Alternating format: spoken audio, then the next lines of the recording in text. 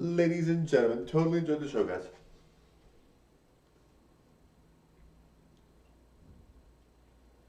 Now, guys, I can totally understand why haters feel the way they feel. Like, I mean, for me, like I just live my life and do what I do. But I have so many more advantages. I have so many more things that I go for, so many things that I can do. And to say something as simple as I gotta live my life, they live theirs.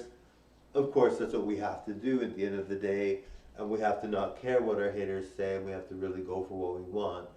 But I mean, I could totally see why somebody would be like really jealous. I mean, like if you saw the celebrity that I dated, and you saw my wife, and you saw some of the people that I've dated, you'd be like, oh my god, like that is crazy good, best looking person I've ever seen in my life.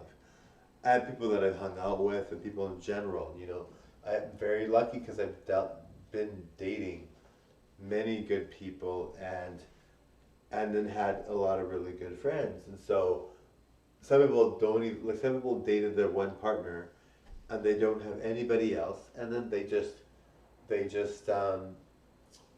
have nobody else, and that partner, they never cheated on their partner, and they've always been with them, and their partner might not be like the ideal type, which beauty's in the eye of the beholder, so the ideal type is different for everybody. But I'm talking like the heartthrobs and the beauty queens, that kind of type.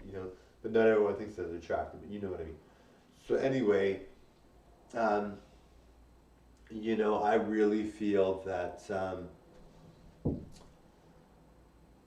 when you see that, like when you see someone that's so like the people that I've dated, some of them have been very, very, like one guy was like so good looking. A girl that I dated was really, really pretty. Well, obviously my wife is pretty, um, but yeah, I've dated so many good looking people, right?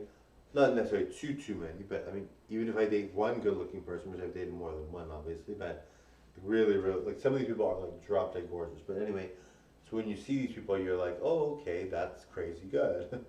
Anyway, and they're like better than Hollywood celebrities, and some of them have been Hollywood celebrities, so then they're the best Hollywood celebrities because they're better looking than the other most Hollywood celebrities.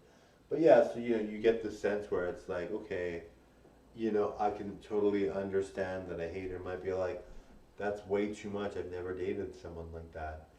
But I mean, for me, and I mean, the thing is, to say something like, it's not normal manners to be like, it's not good manners to say something, just let it be, just let me have that experience and then move on, and just let you live your life, I live mine. That's the way we have to live because we can't just focus on the negative. But I mean, I can totally understand why someone would be like, well, my life is not nearly as good as yours, and to say, oh well, just enjoy your life and leave me out of it.